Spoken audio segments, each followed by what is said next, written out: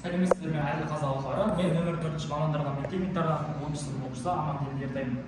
Мен құрылыс облысындағы жобалар номинациялары бойынша тақырыбы ақылды мектеп ғимараты. Жобаның өзектілігіне келетін болсақ, бірінші орында оқушылардың қауіпсіздігін сақтау және оқушылардың білім алуына кедергі болатын кез келген мәселені жою. Жобаның міндетіне келетін болсақ, ақылды шамдар, ақылды суғару және ақылды дабыл қаққыштарды Arduino Uno құрылғылары арқылы жүзеге асыру. Жобаның мақсатына келетін болса, балабақшаларда, университеттерде, мектептерде білім алушылар мен мұғалімдердің мүмкіншіліктерін кеңейту, білім алушыларды қоғамға тартуға көмектесетін оңтайлы білім беру жүйесін құру. Жобаның жаңалығына келетін болсақ, мектебіміздегі ақылды ғимаратқа айналдыру үшін Arduino өнімдерін қолдану.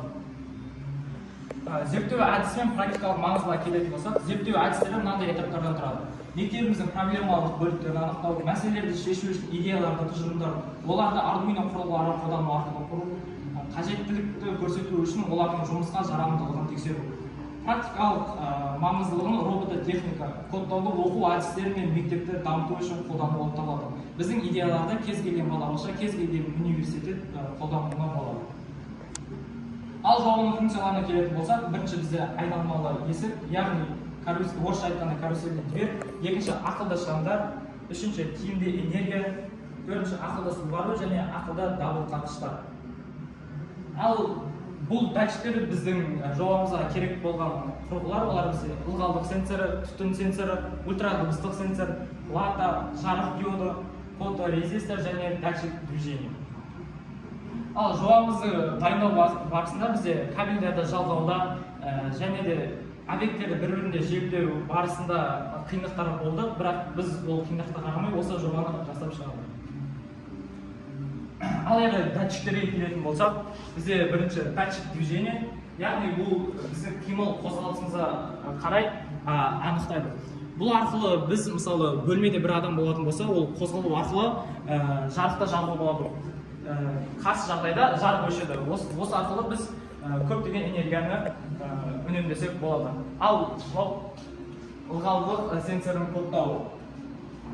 Көріп тұрғандар осы сенсордың коды, ал құрылғының өзіне келетін болсақ, бұл жерде құрылғы бізде ылғалдықты анықтайды.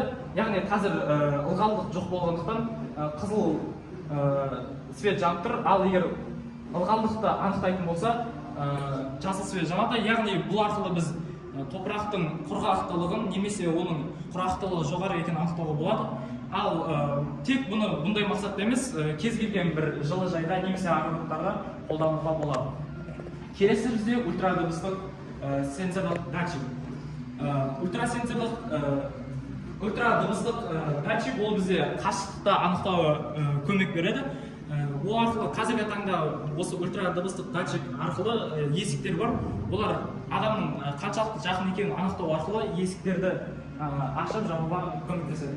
Ал одан кейінгі бізде датчигіміз фоторезистор. Бұл фоторезистор арқылы жарық егер қараңғы болатын болса, датчик анықтап оны қызыл свет жанады, ал егер жарық болатын болса, ол свет сөнеді. Бұл арқылы, егер жарық болатын болса, енді осы арқылы біз көптеген энергияларды үнемдей аламыз. Ал келесі датчик ол түтін сенсоры. Ал көріп тұрғандар бұл түтін сенсорының коды. Ал өзіне келетін болсақ, бұл түтін сенсоры бір оттегінің құрамы өзгеретін болса, немесе осы түтінді сезетін болса, бұл дабыл береді. Бұл арқылы біз көптеген оқушылардың нелерін анықтай аламыз.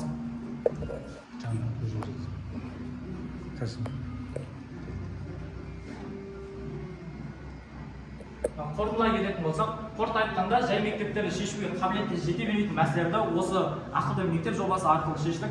Білім алушылардың мүмкіндіктері жай мектептерде өте төмен болғандықтан, біз осы жобаны білім алушылардың мүмкіншілігін кеңейттік. Ал осы идеялардың барлығын Arduino құрылғылары арқылы жасап шығардық.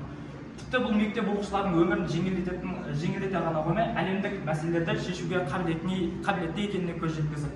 Біздің жұмысымыздың мақсаты Қазақстанның әрбір жерінде осы жобаны қолдану болып табылады. Ал назарыңызға рахмет, сау болыңыздар.